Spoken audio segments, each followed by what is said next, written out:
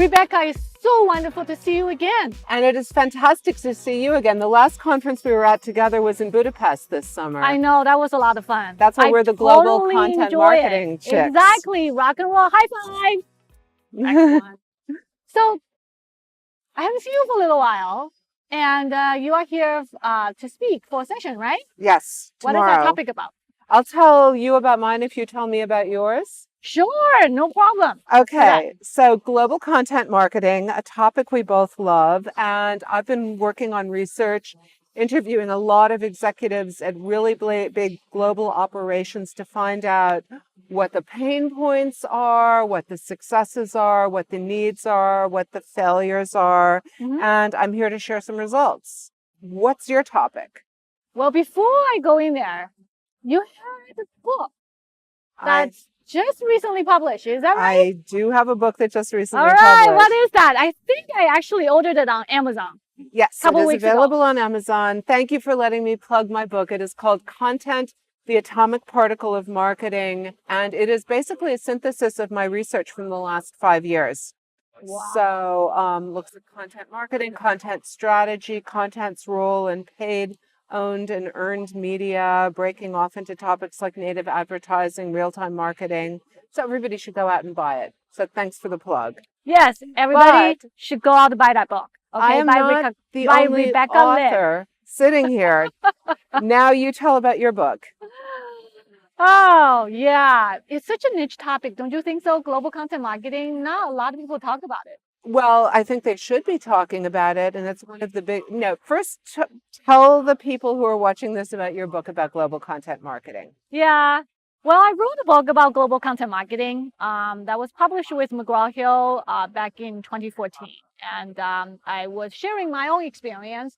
Obviously, Rebecca was coming from the experience of doing a lot of research, talking with executives. And I had a global role for about 20 years at Intel, yes. And then I share my own experience and my learnings and my observation in terms of how to scale content across the region.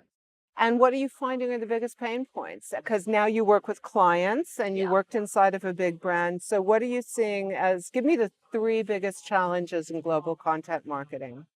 Wow. I think the first one is,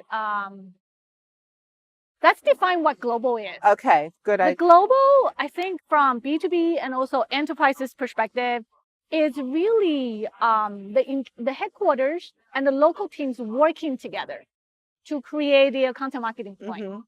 So the way I define global is really from internal sense, is the headquarters and the local teams working together. So with that being said, there's a couple things they need to do, and call that challenges or call that to-do list, however you want to call it. The first one is they need to have a communication process. The second one is obviously they need to actually have tools that to actually support it. Third is obviously they need to talk to each other. I think the most important thing is to have that communication. So can I just ask you a question about that overall framework first? Because, but before that, one second. Before that, they obviously need to have a strategy. They need to be aligned. They need to have some sort of common goal. But a lot of time, the headquarters goal is not necessarily what what local team wants to go after. Then that's where communication comes from. They need to talk to each other. Yeah. Go ahead. So with your framework, I always struggle, and I think a lot of organizations struggle with that framework of there's headquarters and then there's local teams, because I'm finding that local has a lot of different definitions. Yes. So if you're talking about Europe, are you talking about the European team, which might sit over the English team and the Italian team and the French team, or the German language team, or is the German language team Germany, Austria, and Switzerland? And so how do you dance that dance and decide on this hierarchy, if it's a hierarchy? Yes, it does. Does it get super local or super regional, or a combination of both? I think it's a combination of both. And also the way I see it, it depends on how organization is structured, right? And that's just use enterprise, a global enterprise, for example. They tend to be structured, not every single one of them, but they tend to be structured. There's a headquarter team and there's a regional team, like for 6 different continents. And then under the region, they are different countries. Yeah. Rather than by languages, they tend to be by country because Mhm. every country probably a little bit different. And then depending on the organizational structure, depending on the communication effort, on top of it, the most important thing, depending on the budget. And what I have noticed, even within the same company, like the headquarters, they might have a different ways of working with the different regions. When I say Mhm. different region, I'm defining that as a different continent. Asia Pacific and also EMEA, they may have a slightly different working collaboration process, if you will. They might use the same tools. But you are totally right.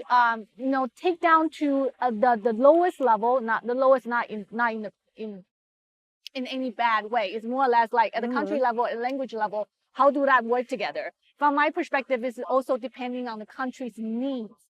They need to actually have a clear understanding or comprehension, if you will.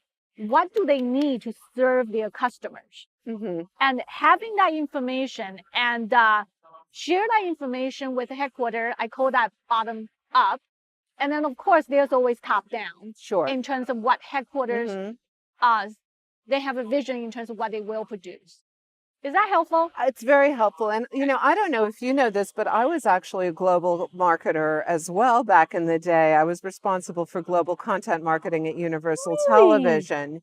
Yeah, and it was very, very interesting to look at the brands and just find out what the portfolio of brands meant in different countries. So, So what were the challenges you encountered at that time? Was it well, anything different than now that you are talking to different senior executives? yeah, well, Are for they one the thing, same? products were different. So if we had the rights to broadcast something in the United States, that didn't necessarily mean we had those same rights in Yeah, Europe or makes in sense. Asia or in Latin America, but also the brands. So one of the brands in our portfolio was the Sci-Fi Channel, I which love is Sci-Fi super Channel. cool. And Yeah. that's really how I got into digital because this was back in the 90s. We did global research and we learned that sci-fi in Asia, for example, had a lot to do with things like your ancestors coming back from the grave or something like Ghosts. ghosts. Yeah. And in Scandinavia, it was all about who built the pyramids and all these ancient wonders of the world. And then we showed our logo to this guy in Italy and we said, "What do you think this means?" And he looks at it and he goes, "Skiing and Formula One racing." Italy was the one place where sci-fi just Like, no, that's not going to work. totally Fashion, off the grid. we can talk about that. But Hmm. sci-fi, No. So just the cultural, and that's what I love, is the cultural translation of yeah. brand messages and meanings. And but that brings a lot of questions of autonomy into this. What you said, the top down and the And the bottom bottom up. up. I've worked with brands that have bought the rights to American football and then Yeah. pushed that out to their global marketplace where football isn't even football I anymore. know. I 100% agree. And the mandate is use this, and it makes absolutely no sense. That brought up a question in terms of personalization and the customization of content. 10 years ago, and of course, I always had a global role when I was working in the corporate world. And I was a B2B gal, and we are selling microprocessors, right? Microprocessors are microprocessors. So because the product is homogeneous, right? It doesn't matter what you buy, it's the Hmm. same product. And I'm always this advocate of pushing standardized content. Now I got a chance to talk to a lot of customers and clients, and also where technology is moving. I have come to realize that the customization is actually super critical as part of a global Hmm. content marketing effort. And for a long time, I did not believe it's not like I don't believe it's necessary. I don't think it's that important. I feel that in order to scale it, you need to somehow standardize it. Hmm. But I'm running into the challenge right now by talking to more and more content marketers, even you. I feel like the challenge is moving forward on the content marketing side, especially scaling globally, is how to standardize or scale that that customization element of it. Mhm. What is your thought on that? And how much autonomy to allow. So Yes. just putting together a content calendar, you can have a global Oh, content yeah, talk to me calendar, about that. but then different countries have different holidays, Holidays. they have different traditions, something that you want to roll out on a, Friday here, although Fridays are bad days for rollouts. You totally couldn't do that in Israel or the Middle East Right. because, so it evolves into things like media strategy. How many Facebook pages do you have, for example, and should Yeah. they be And by regional? countries. And do you want to make an announcement in one region that's not valid in another region? So you've got to control that by locality as well. And I'm finding, interestingly, that some of these global challenges are the same challenges that hyper-local marketers have. Yeah. So I've worked with some big box retailers, and they're looking at a Facebook page like, do we have a Chicago page, the neighborhoods of Chicago, the Chicagoland area, which Really? bleeds into Oh my Wisconsin and Can you imagine Indiana. that? So, store by store, neighborhood by neighborhood. It's interesting how much hyperlocal and global echo each other's problems. And I'm researching both of these. I mean, now just hearing you sharing your insight, I don't have a solution. Well, the solution is going to vary. Your mileage varies, and there's no one size fits all solution. And So every single company. And that's why we consult with our clients. We don't just write books and research. That's how we learn. So the solution is going to be situational. Yeah. I think that's one probably key takeaway Mm-hmm. for everybody is that the content marketing strategy or plan for your company, it needs to be situational, and it depends on your company's corporate culture, organizational structure, budget allocation, and even the product differentiation. And then to another thing is it can really involve fighting the power in corporate, in that home office, which sometimes turns into a Death Star. I was working with a client of a major global chemical company and don't know if I'm speaking for it now, but this was, maybe 6 or 8 years ago, had a policy that every website had to be in English.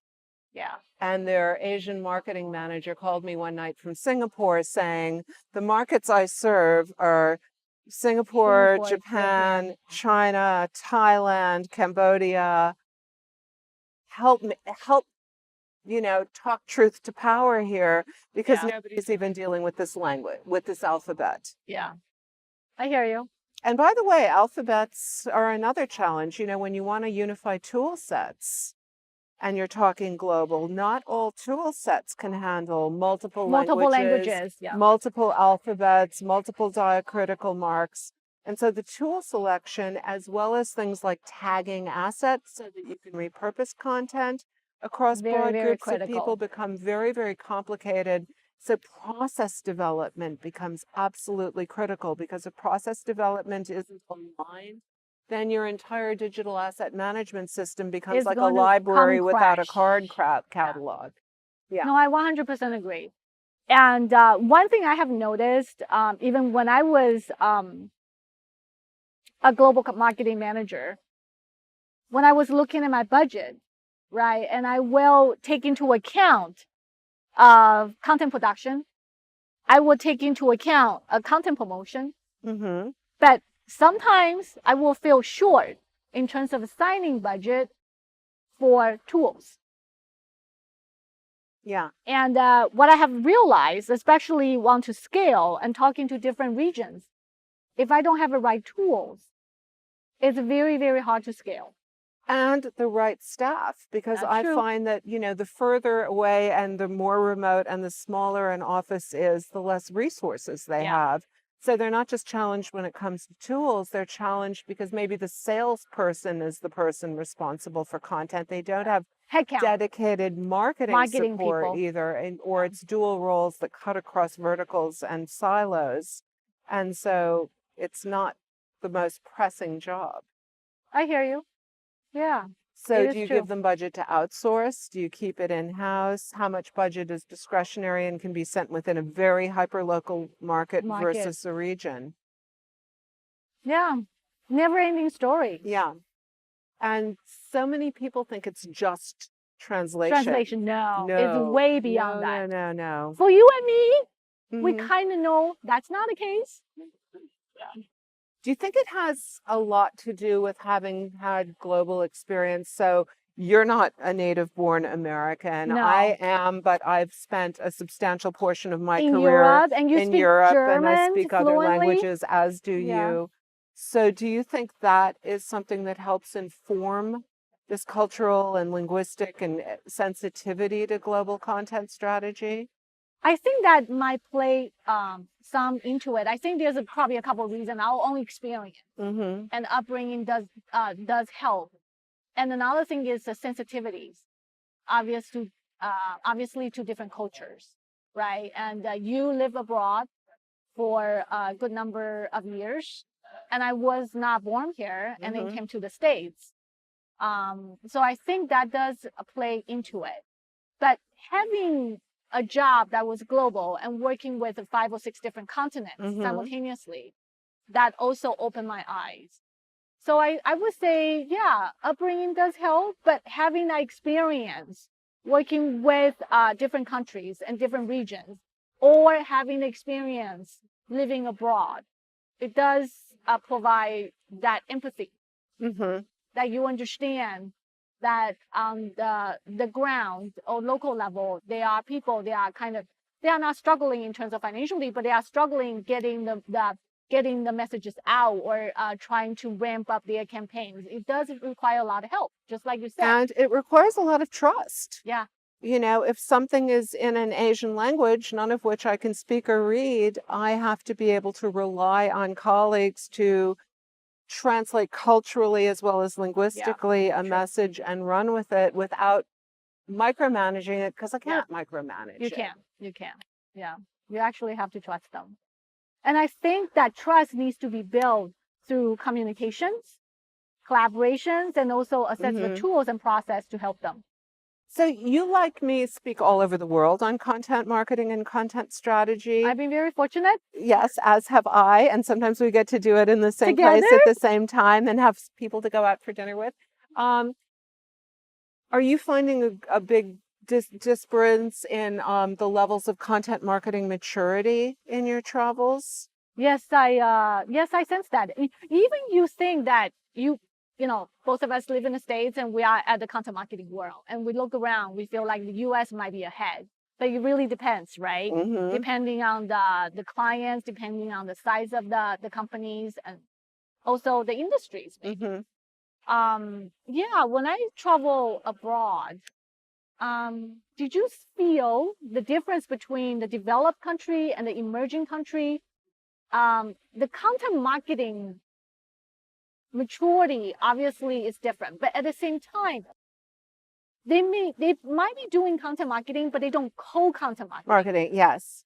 So I found sometimes it's very hard to judge the maturity of it because they may not use the same terminology. That's a very good point. But on the other hand, there is no marketing without content. True. There's So no some of them are- advertising, there's Right. no social media, there's no nothing. Otherwise, the whole world would be empty rectangles and squares and No, I 100% agree with blank you. videos. And especially on the e-commerce side, Mm-hmm. I noticed there's a lot of e-commerce sites, even though they still say high-end jacket or Mm-hmm. even a clothes, they will still do content marketing. They will identify why you have to pay for the premium for jacket. They will talk about what kind of fabrics that was used, and the material is organic or sustainable. Mm-hmm. Therefore, you pay a little bit more. Right. Right. So they will create content to explain that. Oh, I'm Why thinking the now of the product J. is better. Peterman catalog, which, is even predates digital, and everything had a story and a personality behind it. And it became a Exactly. long-running joke on Seinfeld's. Right. And that has not changed. That's absolute content marketing. It's a content marketing. There's content marketing is not new to digital at all. I know, but only presented in a digital format, but it's nothing new. Right. I do agree.